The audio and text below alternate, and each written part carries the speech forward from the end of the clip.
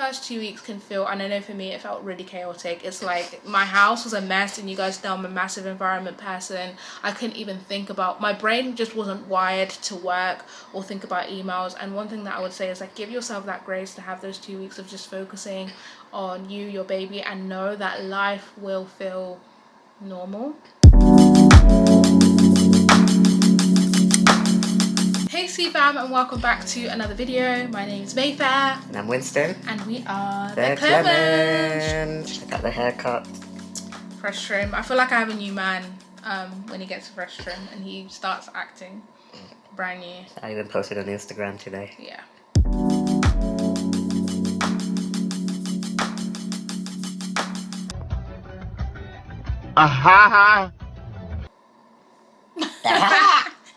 Anyway. Malika's in the lounge. We've actually got a friend over. Yeah, we thought let's whack out Might as well make a video. The most out of it. I know you guys love seeing her. She gotta be in the next one. Don't worry about that. Yeah. Yeah, so what is today about? I guess, yeah, so we're 4 months, I'm 4 months postpartum. We've had Malika for 4 months. And yeah, we thought we'd kind of just give you a bit of an update / sit down on where we're at, because obviously you guys have been seeing videos, but I think sometimes the way that we like to kind of like have our community is that you guys are actually plugged into what's going on with us, because I think it's really easy, like with creators, like you see the content coming out but you don't really know like the behind the scenes. So yeah, this will just be a 4-month update, some of the things that we've learned, some of the challenges, lessons, all of that. So yeah, stick around if you kind of want to know what's been going on behind the scenes. And get your cup of tea, because this is going to be one of those conversations. Yes, grab a cup of tea. We had our tea already, so yeah. Awesome. But before we get into that, I just want to say a big thank you to BetterHelp for sponsoring today's video. And actually they're sponsoring it in honor of Mental Health Awareness Month, which takes place in May, which happens to be the month that we're in. And if you haven't come across BetterHelp before, they are a service that assesses your needs and matches you with your own licensed professional therapist, and we're big advocates. We've been using them for a while now, and it's definitely been transformational for us. And with BetterHelp, there's so many ways to communicate with your therapist. So you could do it by phone, you could do it, I prefer video call, you can also do it by text chat as well. If you don't like being on video, that could be your option. And yeah, you can have those conversations. We have ours weekly, but you can schedule it as per your needs. And what we found as well is that BetterHelp is a lot more affordable than booking a in-person therapist, and they have really good options for financial aid. So they do a lot to make it accessible for people at all income levels. Yeah. And the theme this month for Mental Health Awareness Month is Together for Mental Health, all about kind of sharing personal stories to encourage people within their mental health. So I think a lot of people are aware of the fact that postpartum and having a baby can surface a lot of mental health concerns or just new things to think about, or even resurface some things that you may have struggled with mentally. And I know for me, I had honestly a lot of anxiety, especially kind of like in the first week or two after I had Malika, and obviously the combination of like a massive life transition. Well done, Mayfair. I kind of nice little crying sounds there. Oh, lovely. Oh, that's beautiful. So that's 40 seconds since delivery. Really? Cute. Look at all that hair. I know. No, lots of hair. Plus the hormone, plus having this like new human being which you're responsible for looking after, and honestly having access to my therapist through BetterHelp, who is also a mother and a woman of color, was just like honestly invaluable to me during that period. And she was available, whether it was like video calls, or if I couldn't do video calls, she was available via their text service as well. So if maybe you're a new mum, or maybe you're not, maybe you're just struggling with your mental health, or you know someone who is struggling with their mental health, I really recommend that you do visit BetterHelp, and you can actually get 10% off of your first month by going to betterhelp.com/Clements. That's betterhelp.com/Clements. Amazing. Awesome. Shall we get into it? Yeah. So I guess I've kind of like I was kind of praying and like wondering, asking God, I guess, like what is it that you want us to do through this channel, you know, and how can we actually do that? Because yes, like YouTube and content creating like is our job, but primarily like I want to be able to serve God through this platform, right? And if you follow me on Instagram, you know that I try and share as authentically and I guess vulnerably as I can. Being very honest, like I think on YouTube it can feel a bit harder to do that, just because I don't know, it feels like less of a tight-knit community. Like more people discover our videos on YouTube who may not know me or us or have context than they do sort of on Instagram. So sometimes that's kind of like held me back from really sharing like the real tea. But yeah, as I was kind of praying about it, I was like, I feel like I need to, because so many of the emotions and the experiences that women go through when they first give birth and have a baby are very normal, but you can feel like they're not normal because it's just not talked about enough. And I know for me, kind of like I mentioned in the beginning, I honestly found the first 2 weeks like really challenging. I mean, like hormonally, it's just like everyone is aware of it, but it's so important to recognize like there's like a massive influx of hormones that, you know, happen in order for your milk to come in, and like obviously like the change from your body kind of like hormonally preparing to sustain a pregnancy to now that baby being outside of your body. So that was really challenging, and also your brain changes, like I didn't even realize that. So yeah, it was just a couple of weeks of really just adjusting, and that's just what I'd encourage anyone who's just had a baby, is like that first 2 weeks can feel, and I know for me it felt really chaotic. It's like my house was a mess, and you guys know I'm a massive environment person. I couldn't even think about, my brain just wasn't wired to work or think about emails. And one thing that I would say is like give yourself that grace to have those 2 weeks of just focusing on you, your baby, and know that life will feel normal again and it will feel balanced again. But it's like in those first few days, like especially your brain is just wired to think about your baby, and it can feel very overwhelming, but obviously having an amazing support system can help that as well. But yeah, that's just what I wanted to chat about. Like I'm not immune to it, no one's immune to the realities that can happen with, you know, postpartum emotions and mental health. So obviously like during those first 2 weeks, I really encourage you, like get, obviously like physical support is important, but for me I found that having emotional support was one of the most important things. Like I literally had like a WhatsApp group called the Mama Malika Cheer Squad, and I'd literally just send in a picture or send in the tiniest thing like, oh my gosh, we went on a walk today, and my friends would just encourage me and cheer me on, and that really helped. And obviously having my amazing husband there, yeah, because I think it's easy like to feel like you're alone like in that, but lean on your partner because you are going through that experience together. Granted, the hormones and that change won't be the same, but the life transition is. Yeah, and I'd say a good opportunity here for husbands and dads to be that support. And that doesn't mean that you have to provide all the emotional support yourself. It could just be, you know, reminding you to call your mom, or you know, arranging, you know, time for us to go for a walk, or and actually a lot of these things we were reminded of when we did the birth class. Yes. And it's things that we thought about in terms of who do we need to have around us to support emotionally as well as physically. So that's super important. So husbands, do your job. Do your job, man.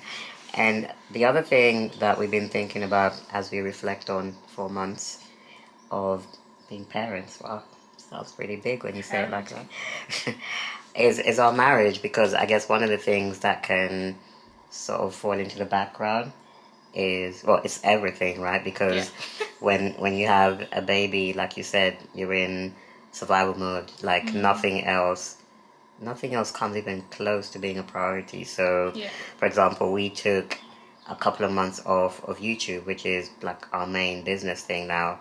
We, you know, even reduced contact with people because we just wanted to focus on establishing our parenting and, you know, feeding and, you know, just getting used to this new normal for us. And again, marriage becomes one of those things that potentially could end up sort of disappearing to the background. And so one of the things that we've tried to, as we've built a solid foundation, is to try and reestablish our marriage in its new form, I would say. And so that's thinking about things like, you know, how can we bring back intimacy? How can we bring back, you know, even fun things that we used to do before baby, like date nights? And even though things might look different, how can we bring in the new version of that thing? Yeah. Right. And even on the point of intimacy, I think we did a video actually maybe a month ago.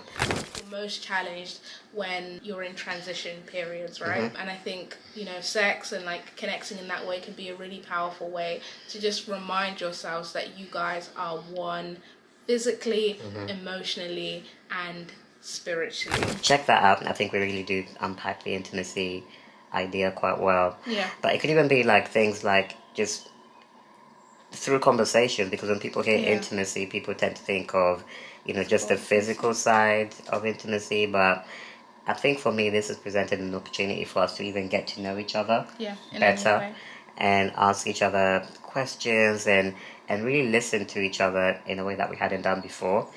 And it sounds counteractive because when you've had a baby, you should, well, wisdom said you should just be listening to what the baby wants. Yeah. But I think we've found opportunities to connect even in this season.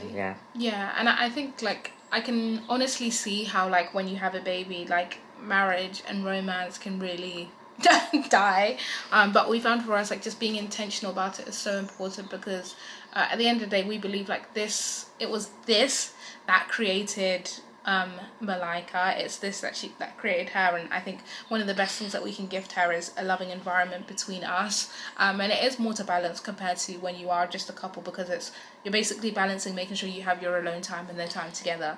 But now you have a baby, it's making sure that you have family time, then your alone time, and then time together. So you do have to be way more intentional about it, we're finding, but kind of doing that is really good. And knowing for us like when it's okay, cool, like let's get someone to help look after Malika, because we really need just baby free time, has been really good as well. Yeah, and I guess to give something practical as well, in terms of, you know, like what we've been trying with our marriage. So it could be even trying new experiences. Yeah. So things that we may not have thought about doing before, but now that we have a baby, actually it would make sense to do something like this together. Yeah, like go to the aquarium. Yeah, like go to the aquarium, going to the zoo, and this is great because it's family friendly, but it's also an opportunity for us to see each other and learn about each other in a new environment. Yeah. And I think that's really helped like bring us together. Definitely. And even the game that we played the other week where we were asking each other like questions. Yeah, that was a lot of fun. Yeah, and it would just be like, you know, interesting questions that maybe we don't get to ask each other all the time. Can you remember any? Like I think you asked me a good one about.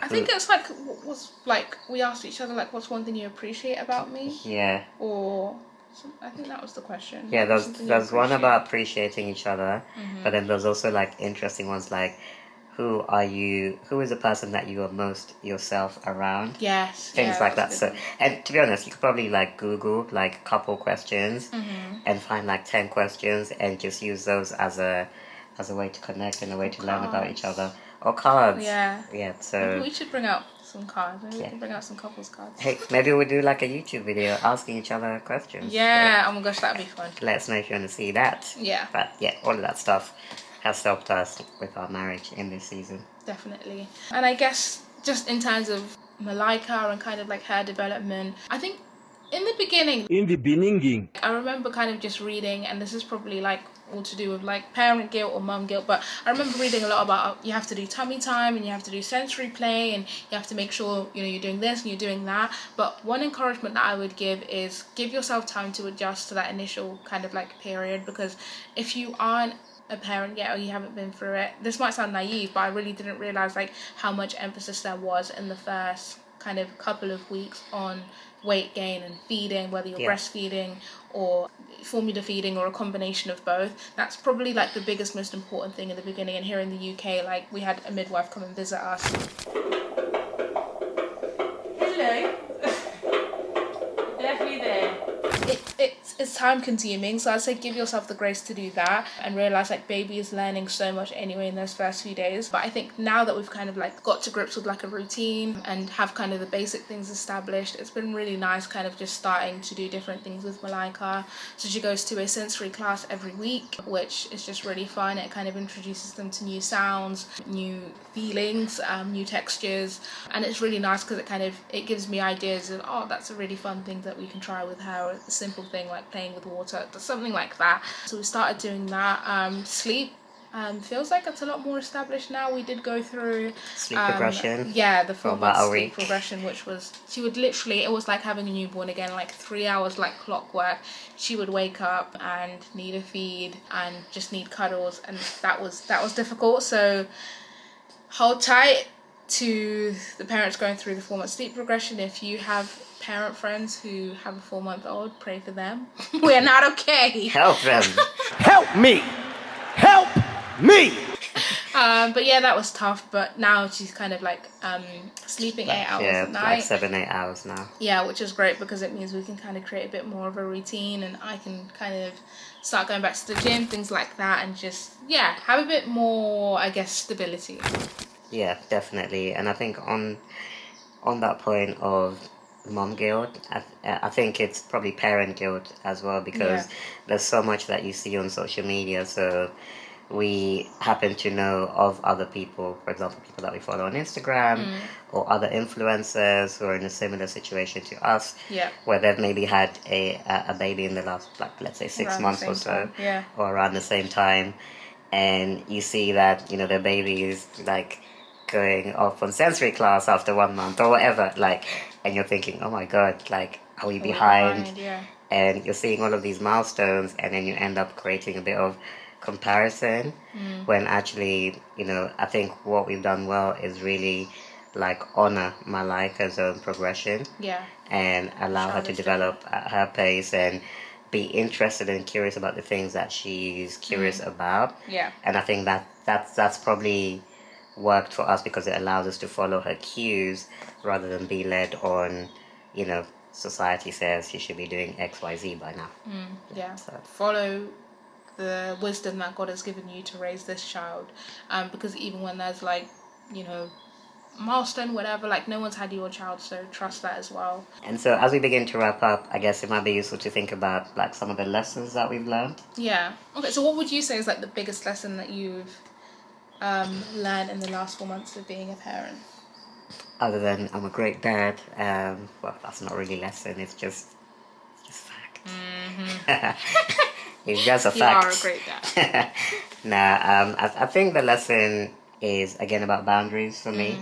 And I think boundaries both online and offline. Yes. Because we happen to be in a position where we're exposed, you know, publicly as a family. So, and I think, to be honest, for any parent or anyone who's having a child, you know, for some reason having a child just invites a lot of opinion and scrutiny, and, like, even people who are not parents themselves, or who have no interest in parenting at all, feel like this is a time to, you know, have their voice heard on your situation. And so I guess it's been a balance with, you know, kind of listening to wisdom and also at the same time trusting our own instincts.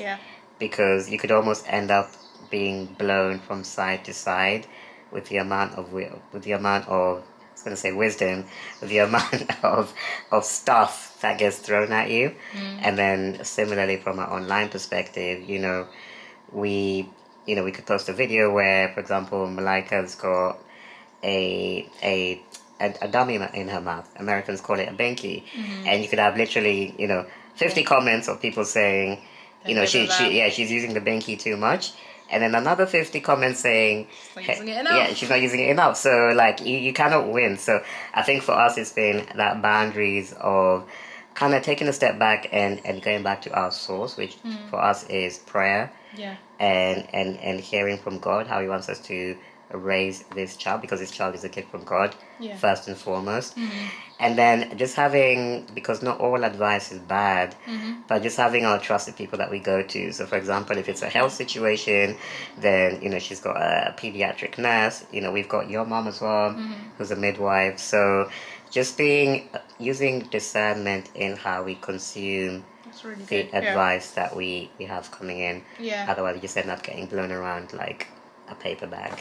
That's actually a great point, and one thing that I'd encourage couples who are kind of like in that last stretch towards having a baby, or maybe you've already had a baby, is create a list of where you're going to go to for specific things. So if it's, okay, you have a question about breastfeeding, is there someone that you know around you who has experience with breastfeeding, or can you get in contact with lactation consultant? If it's a marriage question, or, you know, whatever, like you're struggling in that area, do you have a pastor or another couple, older couple that you can kind of turn to?